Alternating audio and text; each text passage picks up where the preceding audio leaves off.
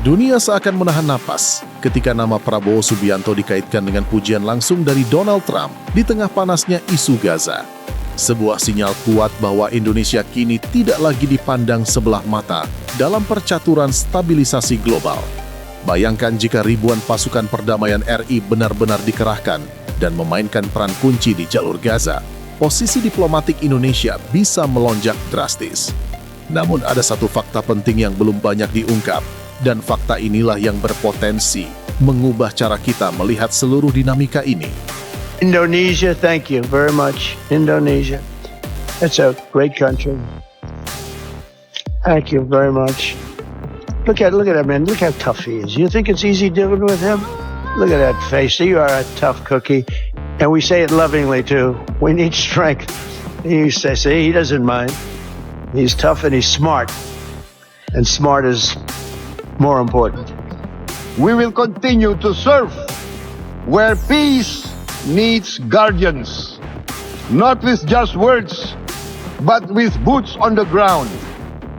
We may be weak individually, but the sense of oppression, the sense of injustice has proven in the history of mankind that this sense of injustice, this sense of oppression will unite into a strong force that will overcome this oppression, that will overcome. Situasi di jalur Gaza kembali menjadi pusat perhatian dunia. Setelah wacana pembentukan International Stabilization Force mencuat, sejumlah negara disebut siap terlibat untuk memastikan gencatan senjata tidak kembali runtuh.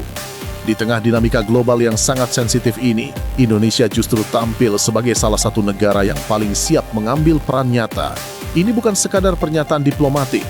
Dalam laporan internasional seperti Reuters dan Associated Press, Indonesia dikonfirmasi menyiapkan sekitar 1.000 personel pada tahap awal untuk potensi misi perdamaian. Bahkan kesiapan totalnya disebut bisa mencapai ribuan pasukan, tentu dengan mandat internasional yang jelas dan terukur. Presiden Prabowo Subianto juga menghadiri forum Board of Peace di Washington untuk membahas mekanisme stabilisasi pasca konflik Palestina. Di sisi lain, beredar klaim bahwa Donald Trump secara khusus memuji Prabowo dengan pernyataan keras yang hingga kini belum terverifikasi dalam laporan resmi media arus utama. Fakta yang terkonfirmasi justru menunjukkan komitmen Indonesia bersifat non-tempur dan humaniter, perlindungan sipil, bantuan medis, stabilisasi keamanan, hingga dukungan rekonstruksi. Artinya, Indonesia menempatkan diri sebagai penjaga perdamaian yang profesional dan berprinsip, bukan bagian dari eskalasi konflik.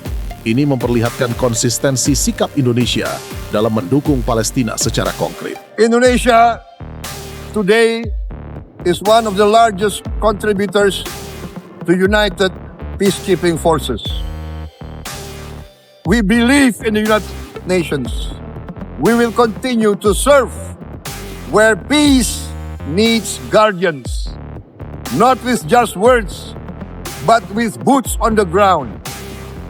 If and when the United Nations Security Council and this great assembly decide Indonesia is prepared to deploy 20,000 or even more of our sons and daughters to help secure peace in Gaza or elsewhere. In Ukraine, in Sudan, in Libya, everywhere when the peace needs to be enforced, peace needs to be guarded, we are ready. We will take our share of the burden, not only with our sons and daughters, we are also willing to contribute financially to support the great mission to achieve peace by the United Nations. Namun di tengah komitmen tersebut, muncul perdebatan dan spekulasi yang memicu tanda tanya besar. Apakah Indonesia benar-benar akan memegang peran sentral dalam stabilisasi Gaza, atau justru ada dinamika politik global yang belum sepenuhnya terungkap? Disinilah eskalasi narasi mulai berkembang. Narasi mengenai pujian Donald Trump kepada Prabowo Subianto menyebar cepat dan memicu spekulasi bahwa Indonesia akan memegang kendali utama dalam misi stabilisasi Gaza. Sebagian pihak menganggap ini sebagai sinyal bahwa Washington memberi kepercayaan khusus kepada Jakarta. Tetapi di tengah euforia itu, muncul pertanyaan krusial. Apakah benar ada penunjukan resmi seperti yang beredar? Di sisi lain, fakta yang tak terbantahkan adalah kesiapan Indonesia bersifat konkret dan terukur. Pemerintah menegaskan, keterlibatan tersebut non-tempur dan humaniter dengan fokus pada perlindungan sipil dan bantuan medis. Hal ini justru memperkuat citra Indonesia sebagai negara yang konsisten mendukung Palestina tanpa keluar dari koridor hukum internasional dan mandat multilateral. Eskalasi terjadi karena persepsi publik melampaui dokumen resmi. Ada yang menilai Indonesia terlalu dekat dengan kepentingan Amerika. Ada pula yang melihat langkah ini sebagai penegasan posisi independen Indonesia. Yang jelas, profesionalisme TNI dalam berbagai misi perdamaian PBB menjadi modal kuat yang membuat Indonesia dipertimbangkan dalam arsitektur stabilisasi global. Lalu, di balik klaim pujian dan spekulasi politik itu, apa sebenarnya posisi strategis Indonesia dalam skema stabilisasi Gaza? Apakah ini sekadar diplomasi simbolik atau justru langkah besar yang dapat mengangkat pengaruh Indonesia ke level yang belum pernah terjadi sebelumnya? President Trump, distinguished delegates, Indonesia, from the first day that we studied President Trump's 20-point plan, we completely agree and we are fully committed to this plan, and that is why we joined the Board of Peace. We are committed to its success. We know there will be a lot of obstacles, there will be a lot of difficulties, but we are very optimistic with the leadership of President Trump.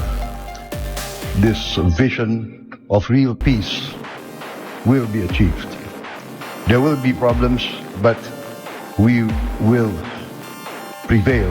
We will achieve our dream of peace in Palestine, peace, a lasting and peaceful solution. Awaban atas semua spekulasi itu pada akhirnya menjadi terang. Yang terkonfirmasi bukanlah pujian bombastis, melainkan kesiapan konkret Indonesia. Berdasarkan laporan Reuters, Indonesia menyiapkan sekitar 1.000 personel untuk potensi misi stabilisasi Gaza dengan opsi peningkatan hingga ribuan pasukan. Jika mandat internasional disepakati, ini bukan retorika, ini kesiapan operasional nyata. Presiden Prabowo Subianto menegaskan bahwa peran Indonesia bersifat non-tempur dan humaniter, melindungi warga sipil, mendukung distribusi bantuan, serta membantu stabilisasi keamanan pasca konflik. Pendekatan ini menunjukkan konsistensi Indonesia dalam membela Palestina tanpa keluar dari prinsip hukum internasional dan mandat multilateral. Tidak ada bukti resmi bahwa Donald Trump menunjuk Indonesia sebagai pemimpin misi atau melontarkan frasa kontroversial yang beredar.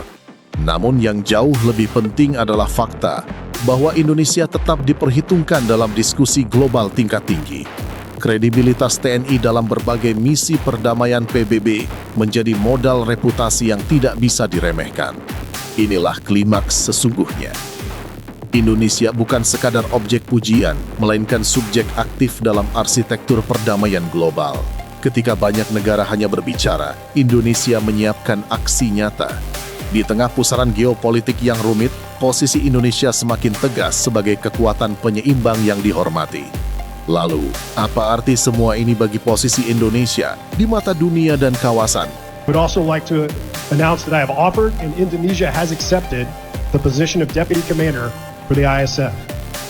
With these first steps, we will help bring the security that Gaza needs for our future prosperity and enduring peace. Usaha keras, dan kalau secara real, saya lihat rencana-rencananya sangat besar, dan jauh kondisi dan masa depan rakyat Gaza akan jauh lebih baik. Tentunya kita harus waspada. Kelompok-kelompok yang ingin selalu menggagalkan penyelesaian menyeluruh, ya pasti ada dari semua pihak. Saya kira itu statement saya. Ya. Pak, tadi Trump bilang takut sama Bapak, katanya takut. Enggak. Tambahannya, Pak. Pak, soal pengiriman pasukan gimana Pak? Komitmen. Ya kita siap, kita tegas. Kapan Pak kira-kira aku pikirin? Mungkin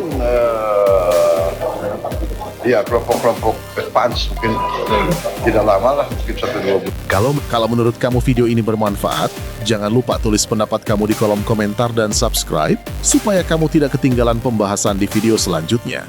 Dukungan kamu penting agar kita terus bisa membahas isu-isu strategis seperti ini secara tajam, berimbang, dan tentu tetap berpihak pada kepentingan Indonesia.